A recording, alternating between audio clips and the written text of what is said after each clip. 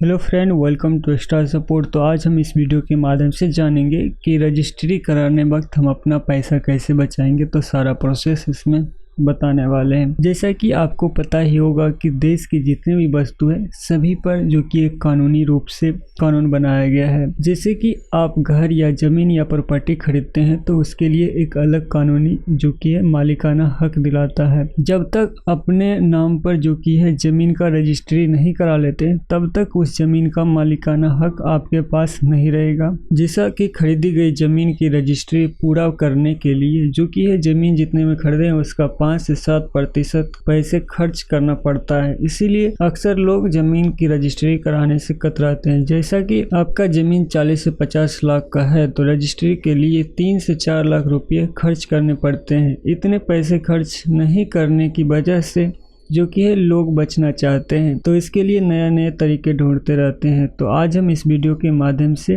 इसी के बारे में बात करने वाले हैं। तो वीडियो में आगे बढ़ने से पहले एक छोटी सी रिक्वेस्ट है कि इस चैनल पर नए आए तो प्लीज़ चैनल को सब्सक्राइब कर बेल आइकन प्रेस कर ले ताकि इसी तरह का लेटेस्ट वीडियो पहुंच सके। तो चलिए वीडियो की ओर। जैसे कि इस तरीक़ों से रजिस्ट्री के दौरान आपका जो कि पैसा खर्च होने से बच सके। ज़मीन रजिस्ट्री के समय जो पैसा जमा होता है वह पैसा जो कि है स्टेट के पास जमा हो जाता है। कई बार तो राज्य सरकार पंजीकरण में भी जो कि छूट कर देता है, यानी कि कम कर देता है। ऐसे में उस समय अगर आपने ज़मीन का रजिस्ट्री कराते हैं तो आपका जो कि पैसा बच सकता है। आपको जानकारी के लिए बता दूं कि उत्तर प्रदेश सहित कई राज्यों में जो कि उपहार वाले प्रॉपर्टी का स्टाम्प ही नहीं देना पड़ता है। तो सभी राज्यों का अलग अलग जो कि नियम है। अगर आप कोई भी प्रॉपर्टी खरीद रहे हैं तो प्रॉपर्टी का मालिक अगर महिला के नाम पे खरीदते हैं तो राज्य सरकार द्वारा इसके लिए पंजी शुल्क और स्टाम्प शुल्क भी शुल्क पर काफी जो कि है छूट मिलती है कि राज्य सरकार द्वारा लगाई गई किसी भी प्रॉपर्टी की खरीद बिक्री पर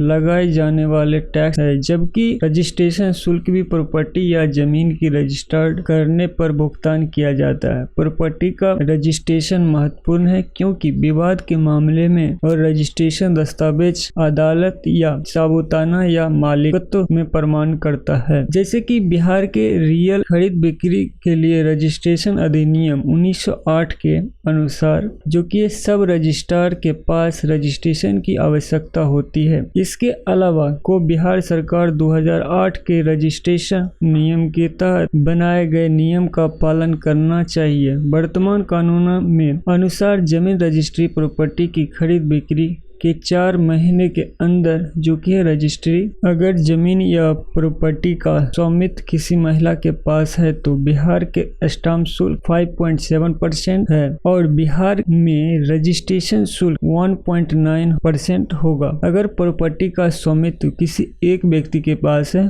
तो बिहार के स्टाम्प शुल्क 6.3% होगा और बिहार में इसका रजिस्ट्रेशन शुल्क 2.1% होगा। तो जैसा कि हम बात कर लेते हैं, अगर महिला रजिस्ट्रेशन करता होंगे तो उसका जो कि स्टाम्प शुल्क 5.7% और रजिस्ट्रेशन शुल्क 2% लगेंगे। अगर पुरुष होंगे तो उसको जो कि है स्टाम्प शुल्क 6.3% और रजिस्ट्रेशन शुल्क 2% लगेंगे। अन्य होंगे तो 6% स्टाम्प शुल्क और रजिस्ट्रेशन शुल्क 2%। तो बिहार सरकार के रजिस्ट्रेशन अधिनियम के अनुसार प्रॉपर्टी दस्तावेज रजिस्ट्रेशन स्टाम्प शुल्क एवं रजिस्ट्रेशन विभाग द्वारा अनुमोदित सॉफ्टवेयर का उपयोग करके कंप्यूटराइज प्रोसेस के जरिए किया जाता है। OGRAS बिहार वेबसाइट पोर्टल के माध्यम से बिहार के स्टाम्प शुल्क का भुगतान नेट बैंकिंग के माध्यम से भी किया जाता है। अक्सर देखने को मिलती है कि प्रॉपर्टी का कीमत कम है और उसका जो कि है स्कीम रेट अधिक होने के कारण जो कि स्टाम्प शुल्क बहुत ज़्यादा जमा करना होता है। ऐसे में मार्केट वैल्यू पर जो कि स्टाम्प शुल्क कम देना होता है।